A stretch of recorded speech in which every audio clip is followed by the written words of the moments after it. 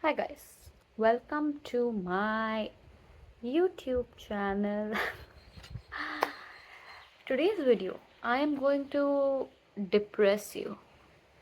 You heard that right. I am not going to impress you. There's nothing motivational here.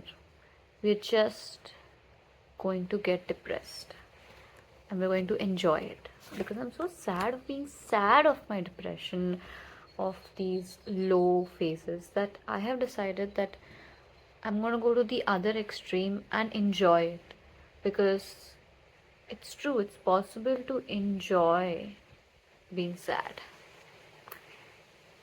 and then I can do both at the same time. I mean, that is true liberation, right? I can be happy and sad at the same time. Yummy. So, I'm going to depress you with this book that I'm reading. It's called The Book of Disquiet. And before we get into all the amazing lines that I have underlined throughout the reading, I mean, it's not a lot. I've just read a little bit, but I'll let you in on the depression little by little by little. A little bit about this author. I really love him because he has what he calls heteronyms, which means he has like many different personalities, and all these different personalities have different traits, different ways of looking at the world, and different ways in which they rationalize their existence. And honestly, I wish I could do that. I have so many parts in myself, but somehow, as I was mentioning in the previous video, that I feel sometimes caged uh, to just be this yoga teacher or whatever, and then people around me are like, you should post content like this, like that, but like, fuck you, man. Okay, that is one way for me to earn a living. That is one part of my life, and I, of course, enjoy yoga and the whole philosophy, and that's just one side of me. But then I have this other side who likes smoking, who just likes to while away her time making these rubbish videos and just enjoying being depressed, or what the yogic traditions would call lower vibrational energies. But honestly, it is what it is, and I want to live it. I want to live it, man. Okay, anyways, so that's about the author. His name is Ferdinand Pessoa. Anyways, doesn't matter who he is. I'm sure he also didn't want anybody to know. In fact, he never published his books. All of them were found later by people, and then they published it. So, he doesn't mind, I don't mind, doesn't matter. What we want to focus on is the content of his writing. I'm just going to take it little by little. One or two lines, maybe just a phrase that I like, just the way in which two words came together. Even that was somewhat very interesting for me. A line says, freedom would mean rest, artistic achievement, the intellectual fulfillment of my being. Ah. I'm not going to explain all this. It's not my job to explain it. So you make out whatever you want from it. You can pause, you can write it down, you can think about it if you want. So, and I'll keep giving you some what do you say, background, so that you can make sense of some of the things that he's written.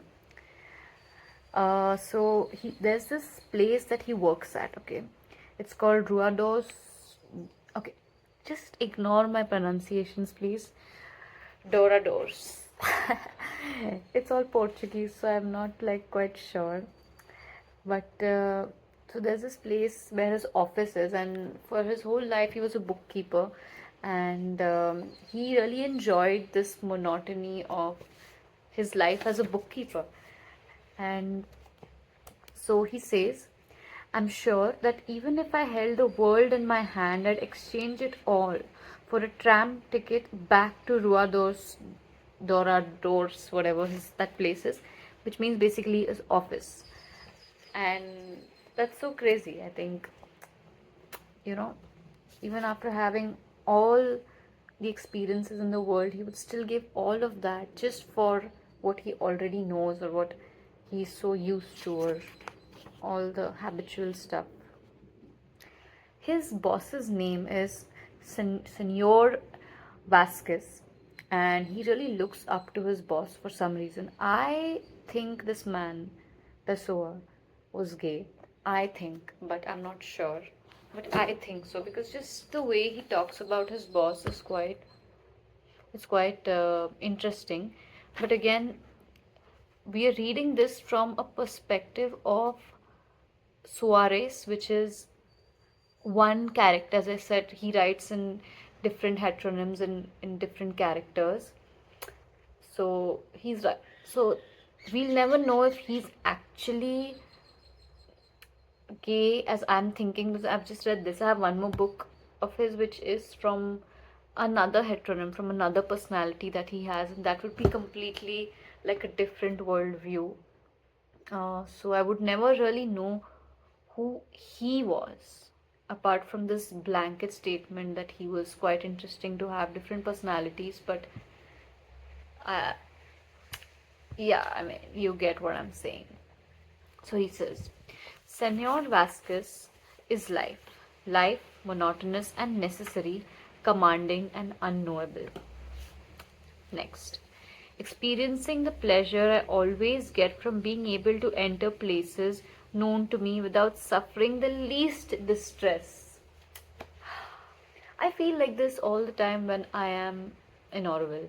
I like it so much that I wouldn't mind spending my entire life here. And I love the monotony of my days here. And I somehow find something interesting also. Anyways, next. I feel sad, yet they meant nothing to me other than being a symbol of all life.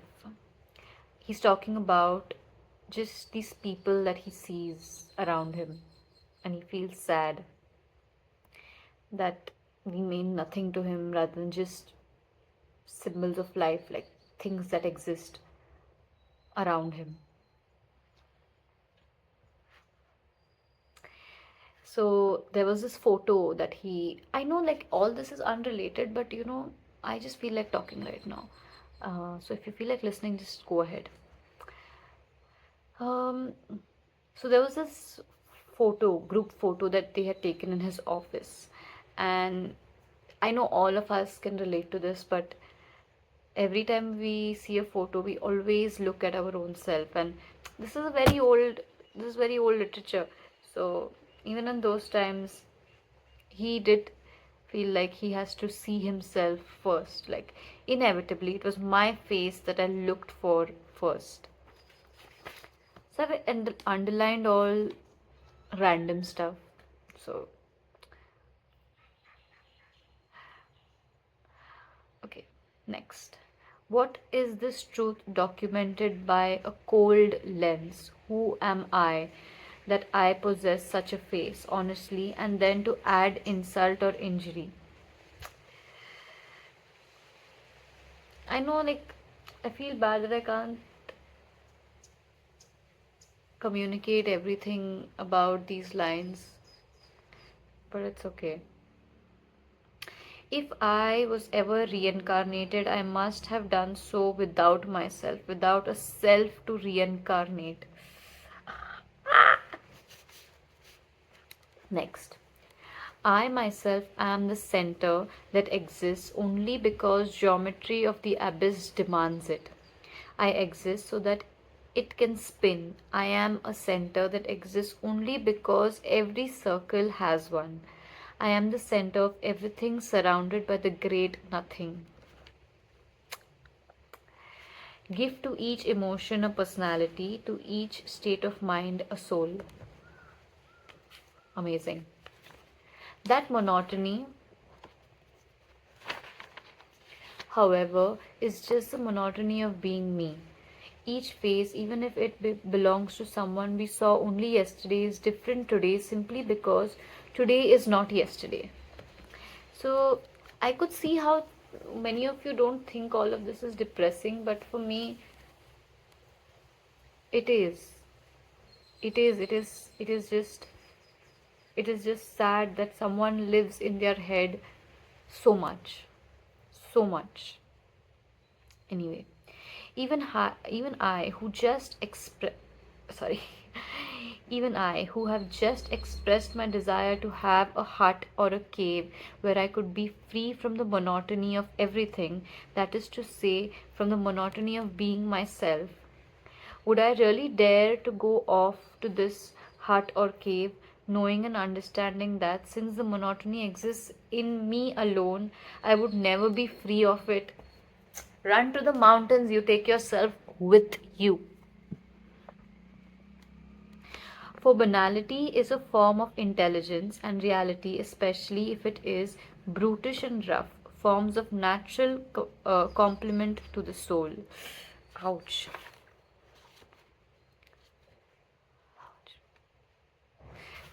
There's just one phrase that I like: brightly colored scrap of litter.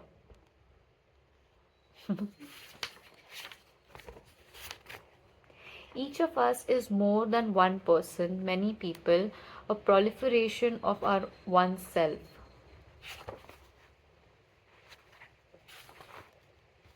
It's not going to be a long video, guys. It's already 10 minutes though, but it's not going to be that long. It's not read so much into the book. Next.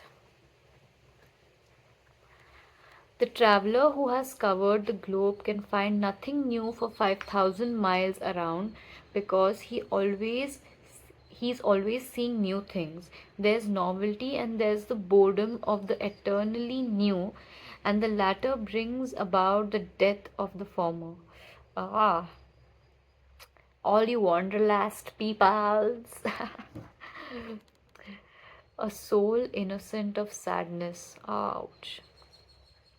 One must make the everyday so anodyne that the slightest incident proves entertaining. That's true. That's one way to live. Again, we come to Senor Vasquez, who's his boss. Because I have Senor Vasquez, I can enjoy the dreams of the dream kings. Because I have the office of Rua dos Doradors, I can enjoy my inner visions of non-existent landscapes. But if the dream kings were mine, what would I have to dream about? If I possess the impossible landscapes, what would remain of the impossible? Exactly, like everything has a place. Everything has a place, even in our minds.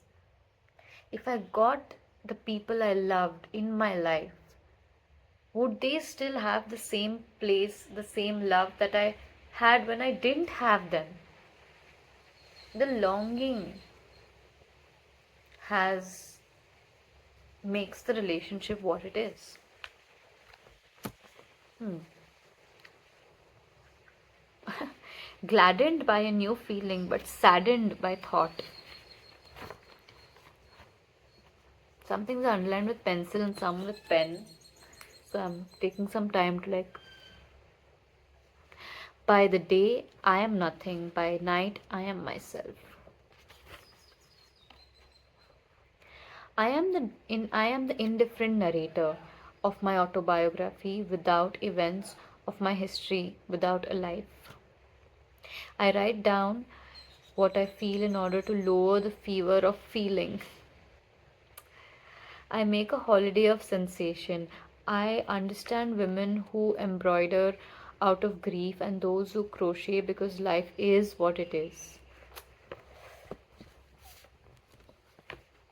For the rest, what qualifies can I count on in myself? A horribly keen awareness of sensation and all too deep consciousness of feeling.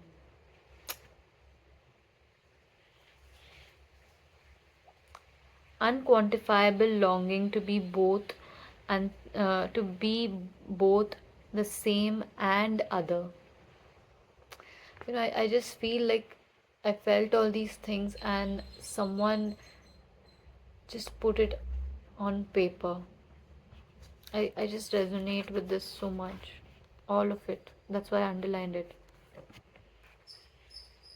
I was nothing but a reflector of received images, a white screen onto which reality projected colors and light instead of shadows.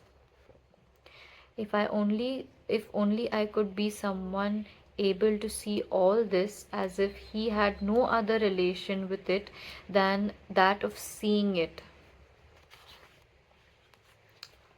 You know, the confines that social life imposes on continuous time, a frontier around the abstract, a limit on the unknown, brings me to myself. This is no longer reality, it is simply life. It is what it is. It's tick, tick, tick, tick. But what other memory is likely to remain of him if memory is not in fact of him but of a thought I had? This man is so self indulgent, you know. Everything just circles back to himself, and that's why I think one of my most favorite line, I'll go back to it again and again. Let me just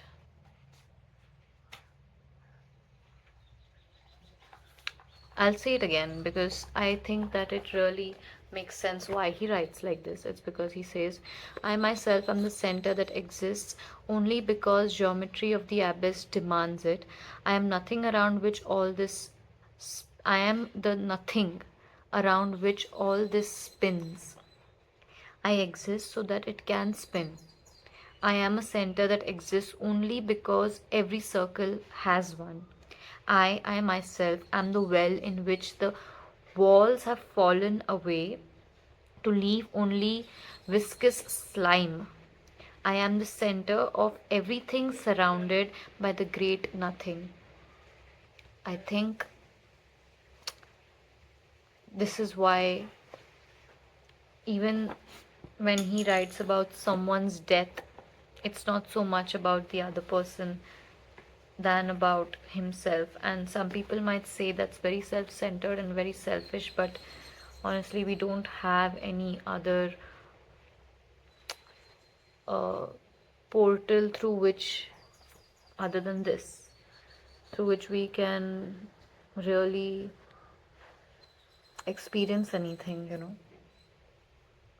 And then it's almost a facade when we say that I'm thinking about you. Oh, think about him. He died. He went. He's gone. You can be left with all that is within you, all this grief and all this. I mean, that person doesn't matter. There's no point feeling bad or good or ugly about that person. That person doesn't give a shit because there's nothing to give a shit about, okay? He's dead.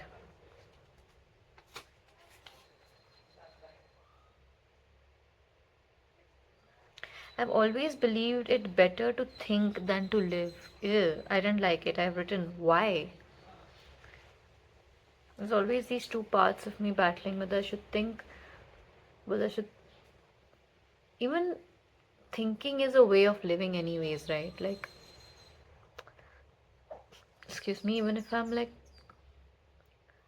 just sitting, I'm not moving, I'm not like doing anything, but my mind is running, but that still means I'm living. That still means that life is inside of me. He talks about cities and villages and he says clouds. I'm very conscious of the sky today, though there are days when, though I feel it, I don't see it. Living as I do in the city and not out in the country where the sky is always present. That's so true. I especially uh, experience this when I go to Mumbai and then when I come back here, Norville, I'm always somehow able to be connected with the moon and connected as in not like, oh, something's happening in my body. No, no, no. Not that kind of connection. I'm talking about the connection in the way that, yeah, it's present. The moon is present. Like, yeah, today it's this phase, tomorrow it's that phase, or oh, there are stars in the sky. In the city, I can't see all that. In the city, Oh, unless there's beautiful sunset or something, you then maybe by chance the sky makes itself present to you. But I feel like in the village, there's more opportunity to take note of the sky, especially also because there are not so many skyscrapers. I'm sick of everything and of everything about everything.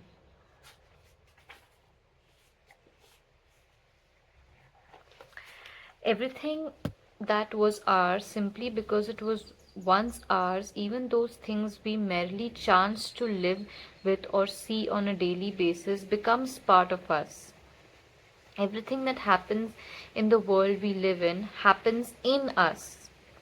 Anything that ceases to exist in the world we see around us ceases to exist within us. See, that thing about him being the nothing around which everything exists and him being the center just because every circle has one, it's it's something that's, I mean, it's just a highlight about everything that he's written, and I feel that the only way I can find the heart to work is by turning myself through active inertia into my own slave. Active inertia. Nice. It's like having a cold in the soul. There's just this phrase. It's like having a cold in the soul.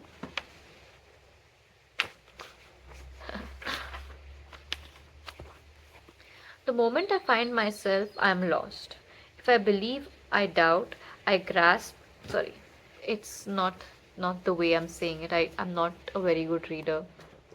The moment I find myself, I am lost. If I believe, I doubt.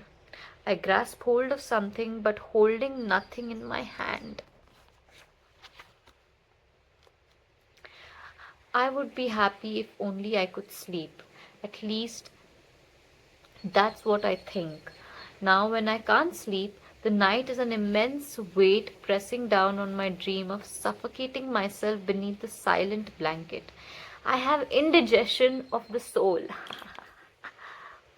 And here we end the video, guys. Thank you for watching.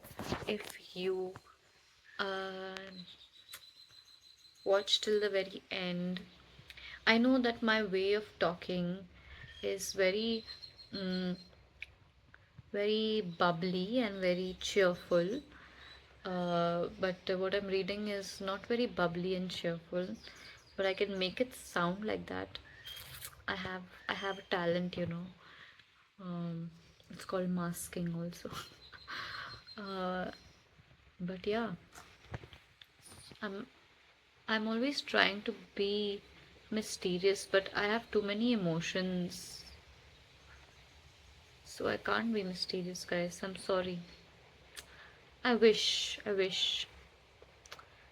I don't even have the facial features.